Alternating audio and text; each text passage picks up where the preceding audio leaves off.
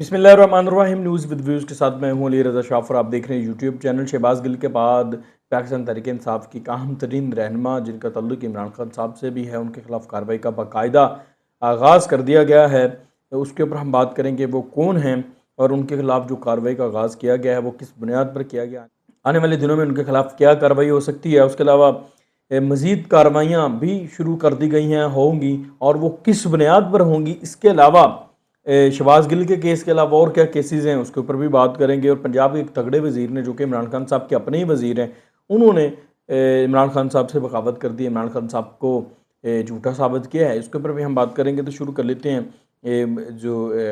इमरान खान साहब के करीबी साथी हैं, उनके खिलाफ जो कार्रवाई होने वाली है उसके ऊपर हम बात करते हैं। शहबाज गिल साहब की गिरफ़्तारी के बाद जो इंदिया दिया जा रहा था कि मज़ीद लोगों को गिरफ़्तार किया जाएगा, वो अभी तक ऑन लिस्ट है नाम। वो चंद नाम आपको पता है, फवाद चौधरी साहब का भी नाम है, श्री मज़ारी साहिबा का भी नाम है, इसके अलावा शिबली फराज साहब का भी नाम आता है उसमें।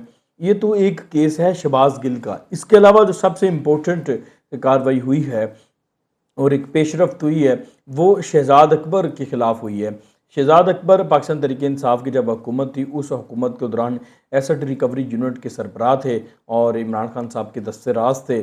वो जितने भी उनके दौर में केसेस बने और नैब के केसेस को, एफआईए में जो केसेस थे, जितने भी पॉलिटिकल जमातें थीं, जो मुखालिफ जमातें थी इमरान खान साहब की, उनको फॉलो करते थे और उन केसेस को हेड करते थे। हेड करने से मुराद है कि इंस्ट्रक्शंस जितनी भी नैब को, एफआईए को दी जाती थी, वो उनकी तरफ से दी जाती थी। तो उनके खिलाफ एक केस तो बहुत पहले का खुला है, लेकिन बाकायदा कार्रवाई का आगाज़ कर दिया गया है। वो कार्रवाई का जो आगाज़ हुआ है, उसके बारे में मैं पहले आपको बता देता हूँ। उनका नाम ईसीएल में डाल दिया गया है बाकायदा। वैसे तो वो वतन से भाग गए थे, फ़रार हो गए थे। जब जैसे हुकूमत तब्दील हुई थी तो उनका नाम ईसीएल में डाला गया था, ब्लैक लिस्ट में डाला गया था। तो उस दौरान वो उन्होंने अदालत से रिलीफ लिया और वो मुल्क छोड़ गए थे। तो अब उनका नाम दोबारा सिक्योरिटी अदारों और नैब के कहने पर जो है वो ईसीएल में डाल दिया गया है। और नाम ईसीएल में डालने के बाद अब उनके खिलाफ बाकायदा कार्रवाई का आगाज़ किया जाएगा। कार्रवाई ये होगी कि अगर वो पाकिस्तान नहीं आते, अदारों में पेश नहीं होते, तहकीकात के लिए ताउन नहीं करते, तो फिर जो है वो इंटरपोल से रब्ता किया जाएगा, उनके रेड वारंट्स जारी किए जाएंगे। ये फ़ैसला हुआ है।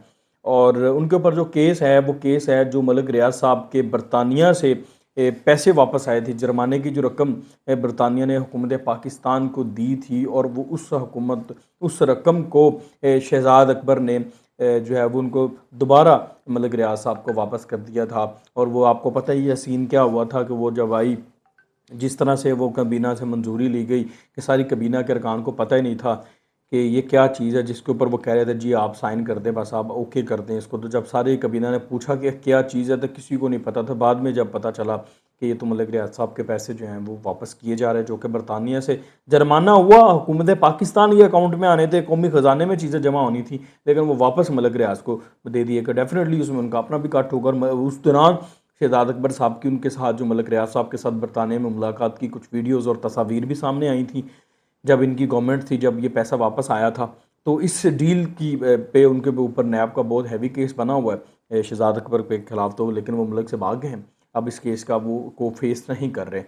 तो यहाँ पर सवाल ये पैदा होता है कि शहजाद अकबर साहब जब बाकी जमातों के लोगों के खिलाफ कार्रवाइयाँ कर रहे थे, जब वो गवर्नमेंट में थे, तो उस दौरान ये बड़ी लंबी लंबी प्रेस कॉन्फ्रेंसेस करते थे। उनके ख़िलाफ़ बड़ा जो है वो लंबी एक फ़हरिस्त होती थी, उनके हाथ में डिटेल होती थी जो वो बताते थे कि फ़लाँ के ख़िलाफ़ फ़लाँ वजह से कार्रवाई हो रही है, सबूत भी लेके आते थे, लेकिन बाद में वो साबित नहीं हो पाता था। अब ख़ुद उनके ख़िलाफ़ है तो वो मुल्क से भाग गए हैं। और उसके अलावा काजी फ़ाइज़ ईसा के ख़िलाफ़ इन्हीं के एसेट रिकवरी यूनिट का इस्तेमाल किया गया बरतानिया से सबूत लाने के चक्कर में। जी वो बरतानिया से सबूत आ गए, ये यूनिट लेके आया है। तो इनके इस एसेट रिकवरी यूनिट के ख़िलाफ़ भी बड़ी इंपॉर्टेंट उस केस में भी जो है वो रिमार्क्स और डायरेक्शन। तो भाई ये सारा मामला है। अब शहजाद अकबर साहब भी शिकंजे में आ गए हैं।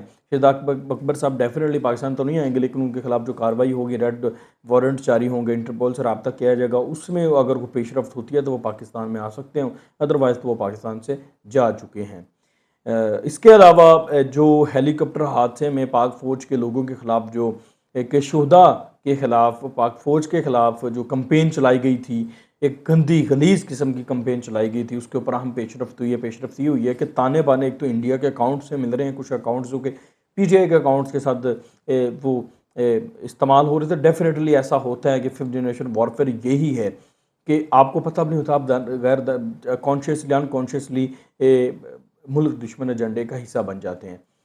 تو ایسا ہی ہوا جب ادھر سے کوئی کمپین سٹارٹ ہوئی تو انڈین اکاؤنٹس اس میں انوالو ہو گئے. ایک تو یہ ہے، دوسرا ان لوگوں کی جو لوگ پکڑے گئے ہیں ان کو کیفر کردار تک پہنچانے کا فیصلہ کیا گیا ہے. قانون کے مطابق جو ان کی سزا بنتی ہے، کیونکہ ان کا کنفیشن بھی سامنے آ گیا، وہ بھی ان کو دلوائی جائے گی. اور ان لوگوں کے جو تانے بانے ہیں، جو اوپر ان کے جو لوگ اوپر ان کو آپریٹ کر رہے تھے، ان کے ساتھ جو مل رہے ہیں، ان کو بھی جو ہے وہ بے نقاب کرنے کا فیصلہ ہوا ہے. ان کو بھی قانون کے کٹہرے میں جو ہے وہ لانے کا فیصلہ ہوا ہے. ان کو بھی اسپیئر نہیں چھوڑا جائے گا. اور اس مقصد کے لیے جو سیکیورٹی ادارے ہیں وہ دن رات تفتیش کر رہے ہیں، محنت کر رہے ہیں، ان اکاؤنٹس کو فلٹر کر رہے ہیں، سنک آؤٹس کر رہے ہیں. تو یہ اسی لیے کر رہے ہیں. تو یہ ایک تھا. اب اس میں پاکستان تحریک انصاف کے لیے آنے والے دنوں میں مشکلات میں اضافہ ہو سکتا ہے اس ضمن میں.